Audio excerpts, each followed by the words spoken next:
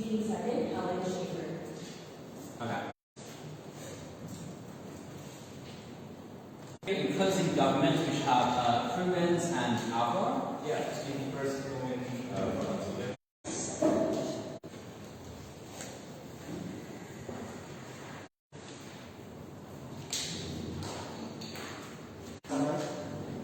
Great, thank you. All right. Cool. In that case, I think we're pretty much almost ready to get started. Are there any questions or comments or queries before we begin? Seeing none, the motion for the House is this House prefers the integrated model to the specialty model. I'd like to invite the Prime Minister to open the debate here. Yeah, could you time and make the appropriate? Just a second. Thank you very much. Yeah, so just bang on 1 minute, bang on 6 minutes, 2 bangs on the 7th minute. Whatever.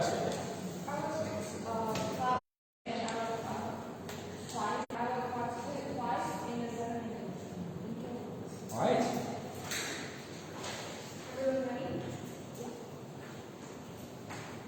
First, some framing, followed by 360 objectives.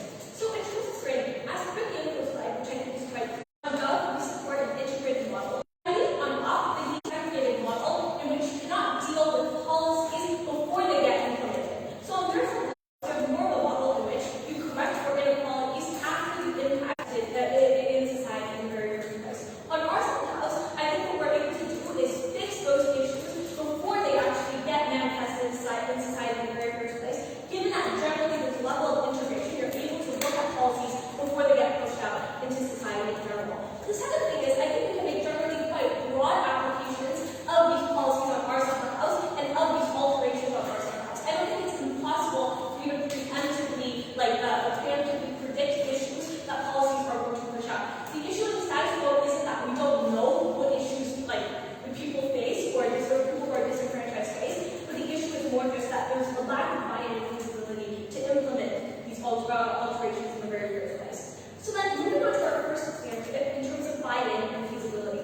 Essentially what I want to prove to you here is that the vast majority of governments actually care less about equality and welfare, because those who are impacted the most by welfare, those who are the most disenfranchised in the vast majority of the world, lack political incentives or lack of resources to have a political say in the very first place, so hence they're oftentimes overlooked. Given that they're oftentimes overlooked at the cost of, hence why on our side of the house, we think you have to strategically allocate resources to implement policies in order for them to get passed in the very first place. So then I want to contextualize a couple of things. The first is resources, especially allocated to welfare and allocated to fixing disenfranchised inequalities, are incredibly limited. This is to say that governments don't often in order for them to. But the second thing is, adjustments made on our side of the house as a part of the integrated policy are oftentimes not completely deviating from pre-existing policy. What I mean by this is, you don't have to completely veto a bill on our side under an integrated system. In fact, it is very, very possible for you to add, for example, things like additions. So, for example, if you have a school that is not very accessible for rural kids, add school buses, schedules like that. Necessarily deviating completely from the policy. In general, it is easier for you to pass alterations over completely new policies, especially compared on their side of the house. The third is, there oftentimes exist instances where specific departments are able to get rushed. It is impossible for you to do things like ignore a complete bill that is passing through, right? But it's much easier for you to not give money and lock the outside opposition in a basement and never care about them again. The fourth thing is, an integrated model is not coming from a position in which you're directly against policies that are being passed because you pass other policies, but in fact it is more of the idea of recommendations. So bureaucratically, we believe that it's more favorable in terms of cooperation compared to on their side of the house, in which models are segregated. Experts within these versus completely new departments on their side of the house. Given that resources are already limited, I think that we're able to claim on our side that it is much easier for you to set up set departments, and hence it takes less resources and is less useful. For everyone else, focus divided and gets very little attention from the bureaucrats on the other side. But all of the issues are symmetric on either side of the house. Some people are fucked over in education, in job,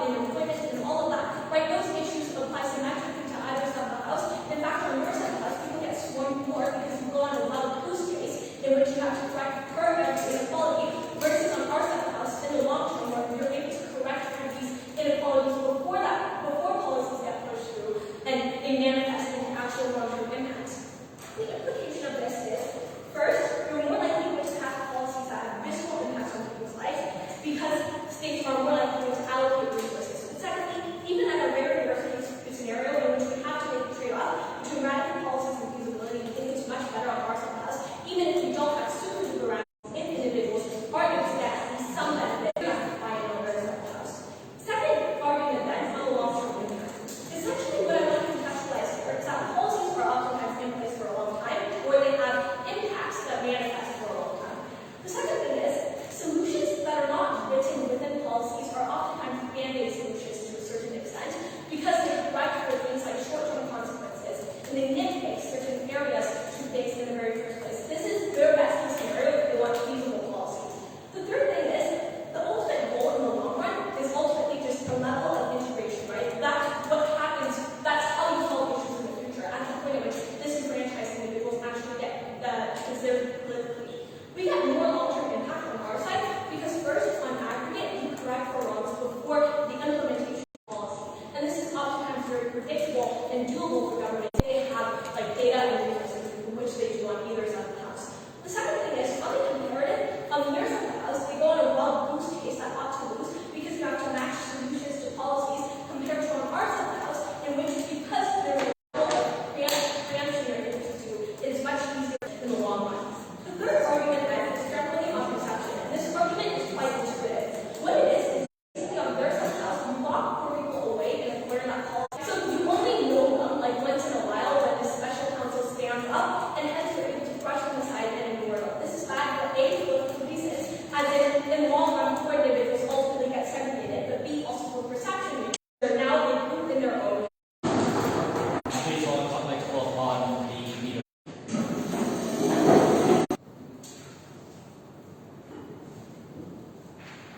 Starting in 3, 2, 1. 2 points of clarification and 3 points of substantive material. Implement policy. That means that a lot of OG's office is gone, even if these are not super political issues. I.e., how the education department spends its marginal dollar is probably not top of mind for your median voter.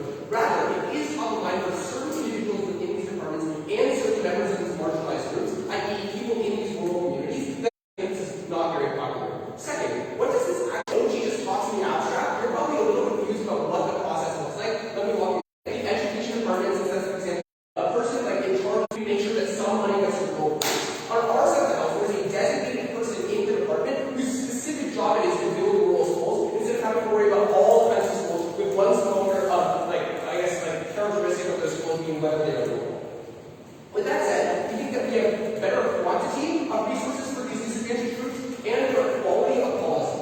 The first argument then is that we marshal more resources on the far side of the house. We just don't think it is true that we are working on a single issue priority. I.e., bureaucrats are hold different views than the other on how rural policy should be implemented. The bureaucrat only holds a small portion of the problem. There are likely to be many more of these disagreements on their side of the house. On our side of the house, however, where decision-making for specific disadvantaged groups is more unilateral. I.e., there is a designated person who builds the rural school. It's likely that there's consensus and agreement that are able to have their resources. Second is the issue of on their side of the house. It's much more likely that the political vote of which disadvantaged group you're supposed to serve at a given time gets more resources at that given time. I.e., in the wake of Black Lives Matter, there's a spike in resources dedicated to Black communities at the expense of rural communities on our side of the house because these bureaucrats don't have a designated job. They have a job that floats around. That is, they are a weird job, and there's continuing to be like stable funding for these policies. And the framing here has harm to these disadvantaged communities in the past. I.e., rural communities who feel like they've been left out of government funding, like the education department, these communities in 3 ways. The government has like we don't make a lot of cash, but the reason that people go in is because they genuinely want to make a difference. On their side of the house, however, people who want to make a difference for a disadvantaged. Our side of the house, however, have that as 100% of their job description, and this is a role like to opt into government work as opposed to other ways that they might help people out. Second, they're going to suffer from knowledge overload, i.e., this policy is super well doesn't trust it, then it doesn't work. See, among many Black Americans during the COVID-19 vaccine and distribute it, but if the people themselves don't want to take the vaccine because they don't trust the department that's rolling it out, then it doesn't work. On our side of the house, when the WHO or like the NHS has a specific department to Black Americans and disadvantaged communities, they're more likely to build trust. Better material outcomes for the kinds of communities that need the most. For instance, building rural broadband or it is likely on our side of the house to represent the communities that we live in, are likely to think of concerns ahead of time instead of having to wait for concerns to arise and we'll fix them later. Before I go to the third argument, sure, totally.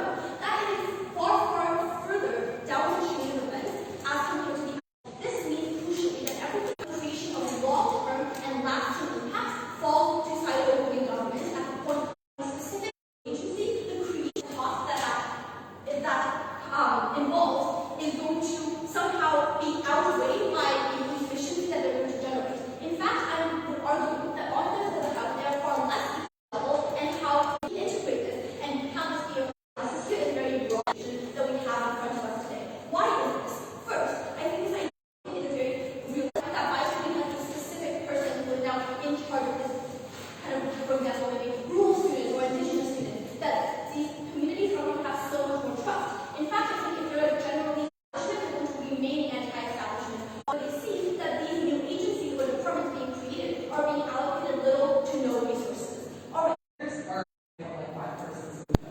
Right, exactly. I think apropos in the legislature to be implemented, for example, as a tag-on to a greater welfare bill or to a greater kind of budget as a whole. Higher welfare bill, which as a cost indigenous or black students. Very quickly then on this idea of perception. Why is perception by the creation of a new department going to necessarily empower, for example, talk about them and to not focus on them? But even if the media is going to talk about them, to just empower to further increase political polarization within the creation of these policies, Apple was able to go and say things like, oh, look at this specific department focusing on black students. They are evil. You don't want to listen to anything that they say.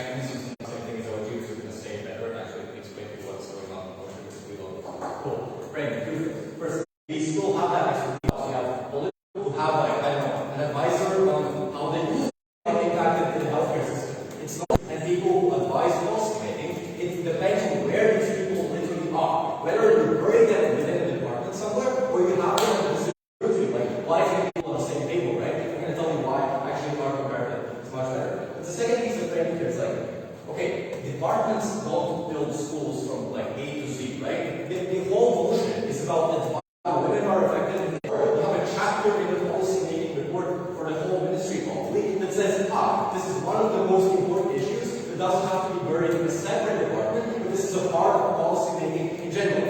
To give you an intuition from again, I'm very, very sorry, I don't be clear, right? Think about youth policies and environment. Like, it's literally always departmental, because they don't get like budgets allocated, because they're not like at the top levels of the ministry in the first place.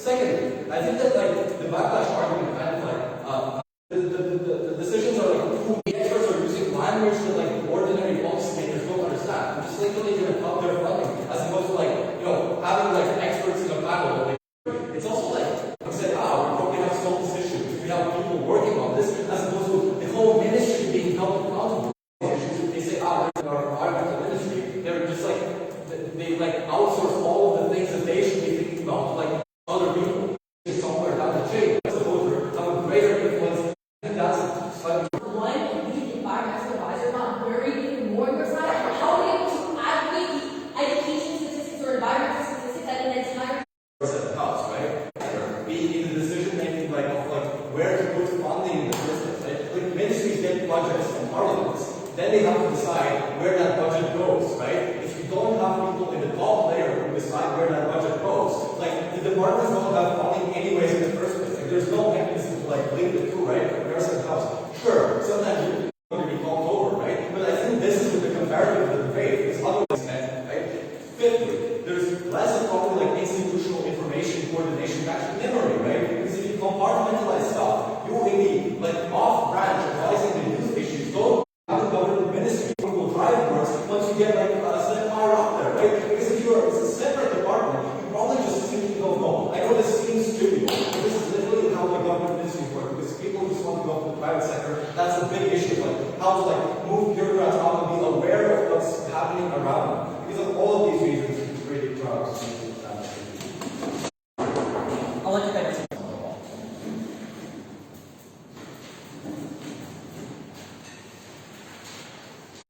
Growth is not about kind of our commission, it's also about 5%. I'm probably likely to be praised a lot by the administration at a point.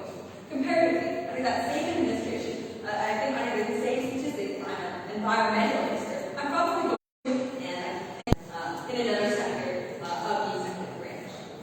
I think OO is really animated when they say that this department gets together who they're willing to approve within these statistics. I think we need to answer the question, therefore, who is likely to be appointed to these departments under either side of the house, and then analyze what their intents are and why they're likely to do a good job. So why do you think we get better equipment? I think we're going to, for example, get low-level candidates, like specialized researchers who come from disadvantaged backgrounds and deeply understand their communities and have the highest share. We're going to talk about this time today. I think it's one of the guarantees which there isn't a specific department for them. I'm going to assume that there's some political will to be either side of the house, but it is unlikely that we have a world in which we are radically equitable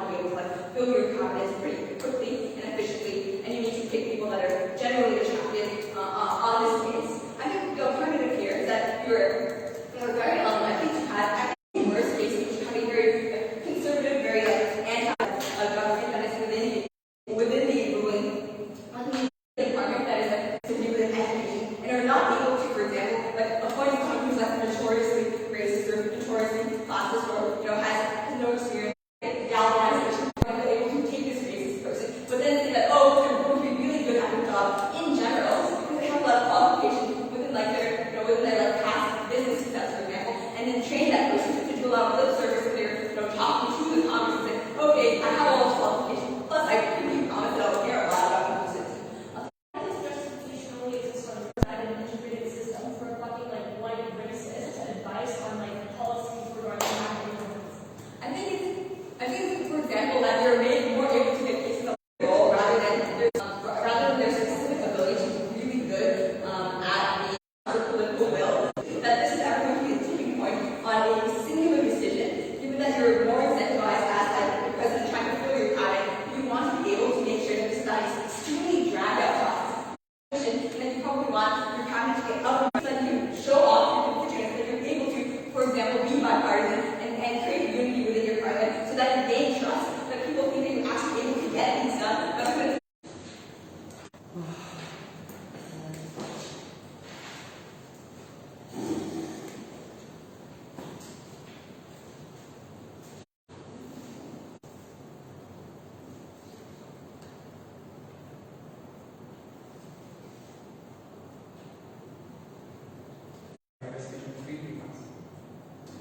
Today is about specialized and special divisions.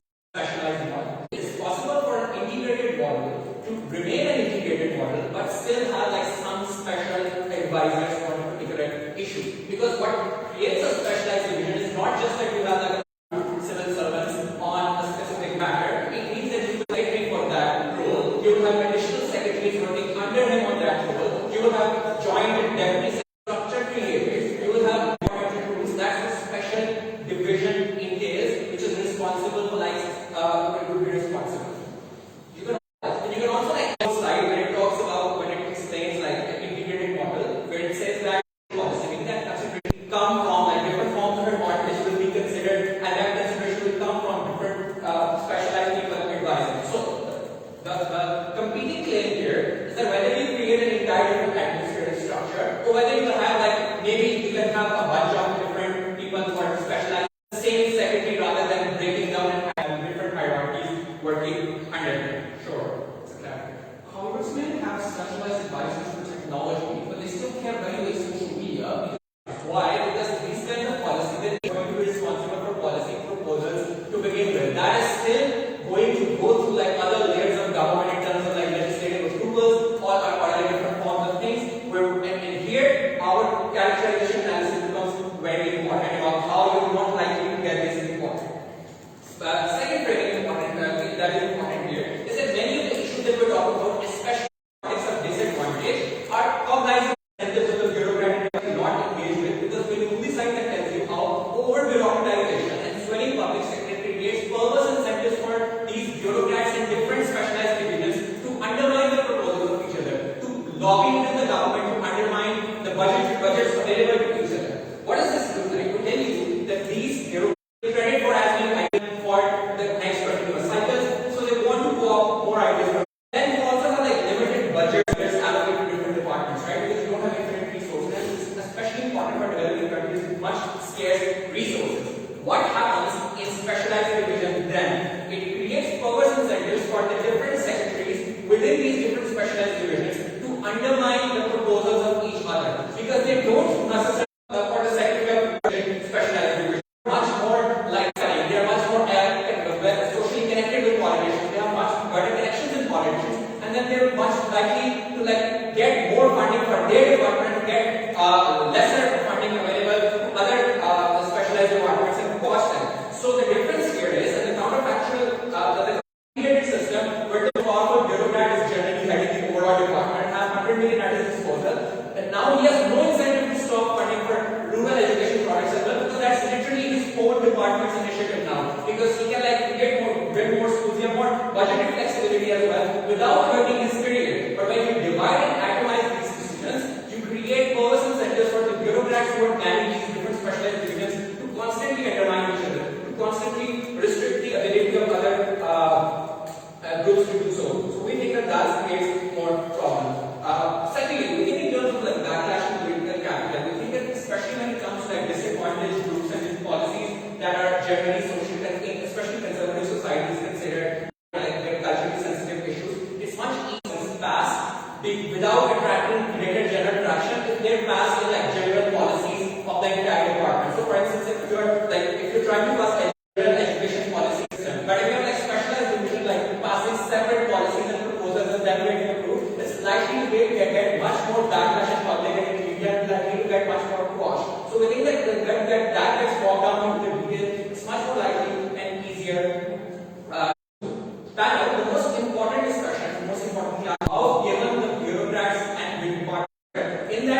likely to create more effective outcomes for these different kinds of disadvantages. In our world, we create an incentive for these bureaucrats to still retain their jobs, to still remain important, to have an active incentive to seek more funding for the department more generally, and then get work towards all forms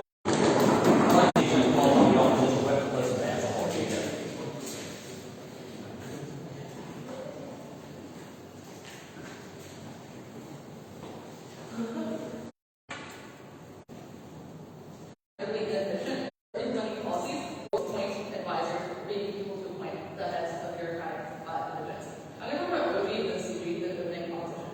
First, on OG, I think there's a partisanship because I think they assume that lots of people who have different opinions about how things should work. I think it leads to a lot of the government because one, people are just arguing about what the best disadvantage group to care about is, whether or not you should actually care about that to the extent that you are caring about that, etc., etc. It also means that you oftentimes have to like spend time. But I think the second implication of this argument means that a lot of the policies that they want just don't get passed to begin with. That is the impact that they tell you that's like, reactionary will win in government, or progressive have to make concessions to remain electable by enough people. Now you compare it when your electability is not contingent on some bureaucratic decision-making decisions. You can simply say, oh, I'm like, literally not part of that decision-making process.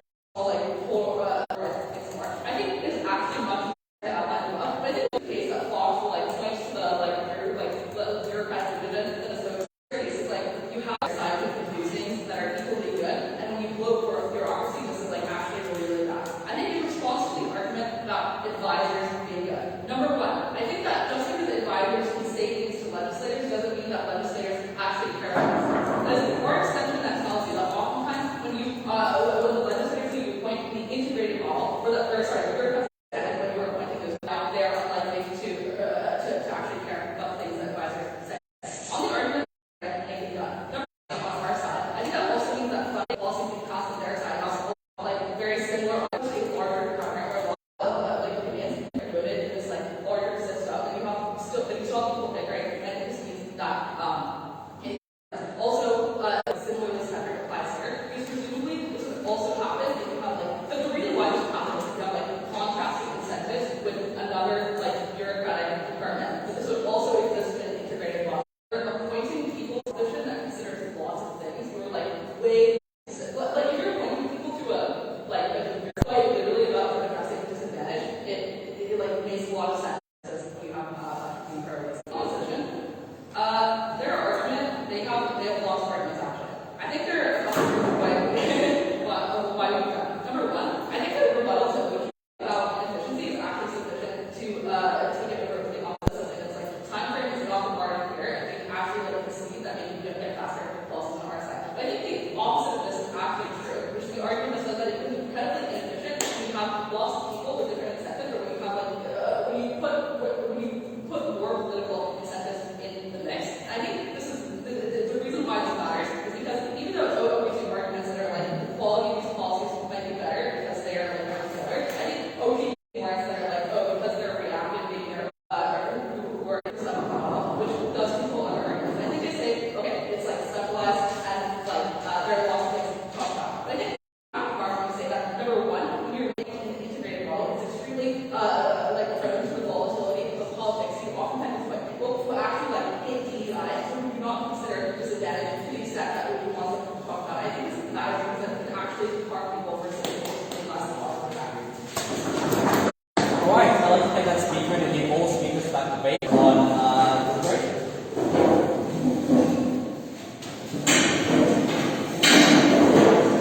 Folks, the quicker you get out of the room, the quicker we can start deliberating. So thank you very much.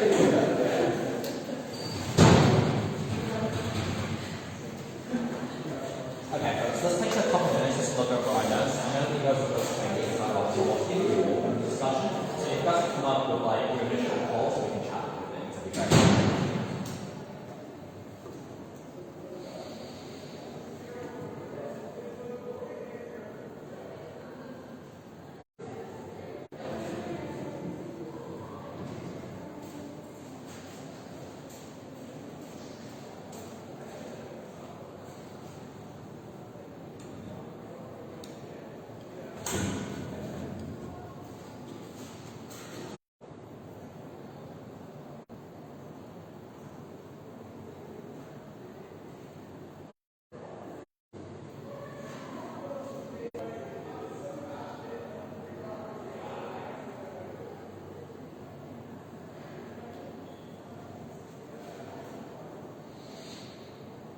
Should I have a chat?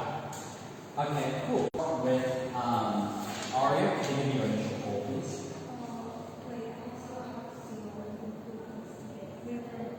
Do you need a little bit more time? Do you have an initial call? Yeah, what's your initial call? First to fourth, CG, OO, OG, CO, I got a second. CG, Out in the sense that very much free writing like goals ends of the day. Interesting like at the end of the day. Even if like this is marginally easier to pass, the policies passed on the their side of the house. like this means you get into the government. Unclear as to why this is of the house, and all the real stuff about like specialized or special about like efficacy. Cool. Let's talk about then. I think everybody then. Okay, so cool. So opening government coming ahead of closing opposition is the long, so the short diagram comparison between opening opposition and closing government. So Aria, let's start with you. You have government. You briefly explained.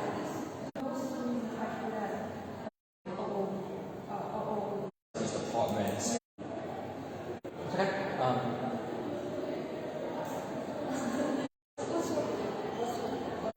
I'll come to my view in a second, but come in. So Aria basically says that a lot of the POI was really effective there. Has that ever convinced you about that class, or there's still reasons why you're opening opposition coming ahead of closing government coming ahead of? I see your argument. Do you want me to talk about like white that? I think CG is the only thing that tells me at the end of the day, if these government like stakeholders are so shit as to like actively helping marginalize these individuals, or actually marginalize the credits and marginally move these things. While despite like CG's direct implying, even if you have a separate reminder, there will be several letters of organization that you have to pass here. Those letters of organization are actually I think in terms of financial resources are important for policy implementation. To a degree, still intuition. I don't think. Yeah. So this is kind of how I feel the situation. I think the split between the give that is easy to like secretaries to defund or marginalize these specialized departments, specifically in terms of money. But they don't really think why money is the most important thing. Opening up efficient factors, but should have a separate argument to say that these divisions are likely to be something more accountable. So they have a competing characterization on the money front, say generate better policy, but so they also say they're more accountable.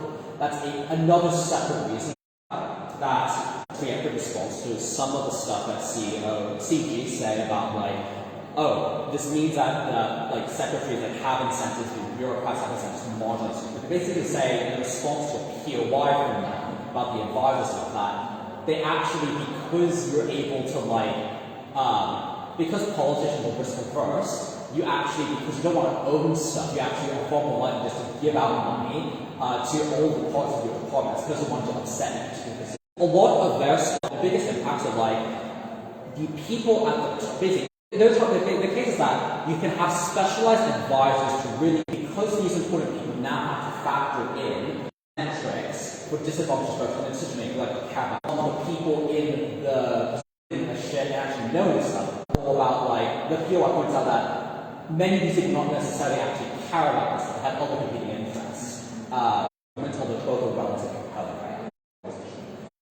Is even specialized division, if these people hate you so much, they're still likely going to actively push back against you, and that's not only going to that's going to net policies that are being implemented. Again, responding is more likely, but it's unclear, and then all the other things I talked about.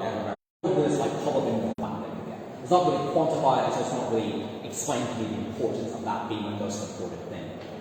So yeah, it is quite a marathon. I probably could be convinced, but I still would get to it. Okay, cool. It's cool. So in that case, we do understand what. Just really simply, I think open government is any like practical. It's this idea that their policies are somehow preemptive as opposed to reactive. I don't necessarily buy this because government is first about government. I think most governments without